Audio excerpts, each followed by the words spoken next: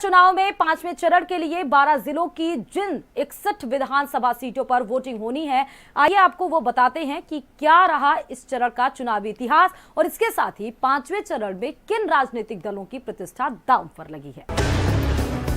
उत्तर प्रदेश विधानसभा चुनाव 2022 की बात करें तो पांचवें चरण में 12 जिलों पर होगा चुनाव। 61 विधानसभा सीटों पर होगा चुनाव। 13 सीटें अनुसूचित जाति के लिए आरक्षित। चुनावी मैदान में 693 उम्मीदवार। 27 फरवरी को होगा मतदान। पांचवें चरण को लेकर सभी राजनीतिक दलों ने कमर कस ली है और चुनावी बिसात बिछाकर अपने गढ़ को जीतने की कवायद में जुटे हैं। राजनीतिक जानकारों की माने तो 2022 का चुनाव का पांचवा चरण बीजेपी के लिए पिछले चरणों से ज्यादा चुनौतीपूर्ण माना जा रहा है। इसकी खास वजह ये भी है कि 2017 का चुनाव परिणाम जो सामने आया था, वो ट्रेंड अब कुछ अलग दिख रहा है। पांचवें चरण के 12 जिलों की बात करें तो अमेठी, रायबरेली, सुल्तानपुर, चित्रकूट, प्रतापगढ़, कौशाम्बी, प्रयागराज, बाराबंकी, अयोध्या, बहराइच, श्रावस्ती व गोंडा पर मतदान होना है। 2 करोड़ 24 लाख से ज्यादा मतदाता, 1 करोड़ 19 लाख से ज्यादा पुरुष मतदाता, 1 करोड़ 4 लाख से ज्यादा महिला मतदाता व 1752 थर्ड जेंडर मतदाता। पांचवें चरण की जिन 61 विधानसभा सीटों पर चुनाव हो रहे हैं, उनमें 90% सीटों पर 2017 के विधानसभा चुनाव में बीजेपी और अपना दल गठबंधन का कब्जा रहा है। 2017 के विधानसभा चुनाव की बात करें तो 60 सीटों में से बीजेपी ने जीती थी 51 सीटें। अपना दल एस को मिली थी 2 सीटें। सपा को मिली थी 5 सीटें। बसपा का नहीं खुला था खाता। पांचवें चरण में होने वाले विधानसभा चुनाव 2022 में रामनगरी अयोध्या से लेकर प्रयागराज और चित्रकूट जैसे धार्मिक नगरी में सत्ता पक्ष और विपक्ष के बीच सियासी जंग होने वाली है। बहुजन समाजवादी पार्टी के हाथी का पेड़ तो इतना बड़ा है कि पूरे प्रदेश का राशन ही उसमें समा जाएगा।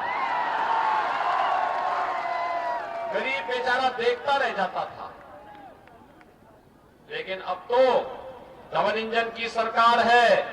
डबल डोज राशन, महीने में 2 बार राशन मिलेगा। महंगाई पर कोई बात नहीं कह रहे, महंगाई पर उनके मुंह में ताले लग गए हैं। जो डीजल पेट्रोल महंगा है, जनता सवाल पूछ रही है, तो वो दूर दूर से प्रचार कर रहे हैं, दूर दूर से। अब महंगाई को लेकर के जनता के पास नहीं जा रहे हैं। दरअसल भाजपा जिन मुद्दों की बात कर रही है, उनमें अयोध्या, प्रयागराज और चित्रकूट में हुए धार्मिक विकास के मुद्दे मुख्य हैं और इसी पर टिका भी हुआ है भाजपा का हिंदुत्ववाद। भाजपा को अपने रिपोर्ट कार्ड को अव्वल बनाना है तो यहाँ से रिकॉर्ड मतों से जीत हासिल करना एक बड़ी चुनौती होगी।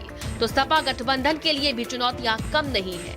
ऐसे में सबसे बड़ी चुनौती कांग्रेस के सामने अमेठी और रायबरेली में है। पांचवें चरण में 48 विधायकों की अग्नि परीक्षा। 1 उप मुख्यमंत्री समेत 6 मंत्रियों की प्रतिष्ठा दांव पर।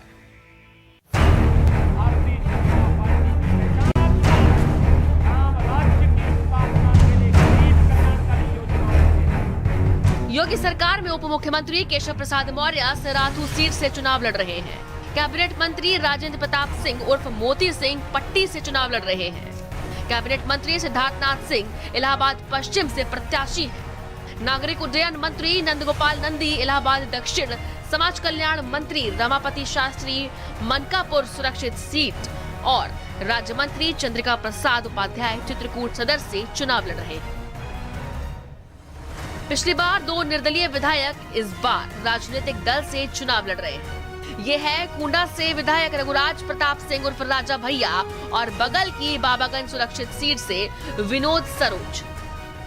ये दोनों जनता दल से चुनाव लड़ रहे हैं। ये पार्टी खुद राजा भैया की बनाई है। फूलपुर विधानसभा क्षेत्र से भाजपा के विधायक प्रवीण सिंह पटेल हैं, तो बसपा से सपा में आए विधायक मुस्तबा सिद्दीकी भी मैदान में हैं। वो प्रतापपुर से पिछली बार जीते थे।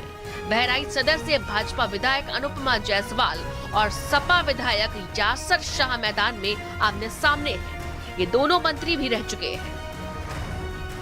प्रतापगढ़ की रानीगंज में भाजपा के धीरेन्द्र ओझा विधायक है, तो अपना दल से सपा में आए आर.के. वर्मा विधायक है। ये दोनों आमने सामने हैं। राजनीतिक जानकारों की माने तो 5वें चरण में बीजेपी अपनी पूरी ताकत के साथ हिंदुत्व के मोर्चे से चुनाव लड़ रही है। इस चरण में सत्ता पक्ष के अलावा सभी राजनीतिक दलों ने जोर शोर से प्रचार प्रसार करना शुरू कर दिया है। इसके साथ ही वीआईपी नेताओं के दौरे भी शुरू हो गए हैं। अब देखना होगा कि सत्ता का ये संग्राम किसकी जीत का मार्ग प्रशस्त करेगा। इसका खुलासा तो 10 मार्च को जब ईवीएम का पिटारा खुलेगा तब होगा।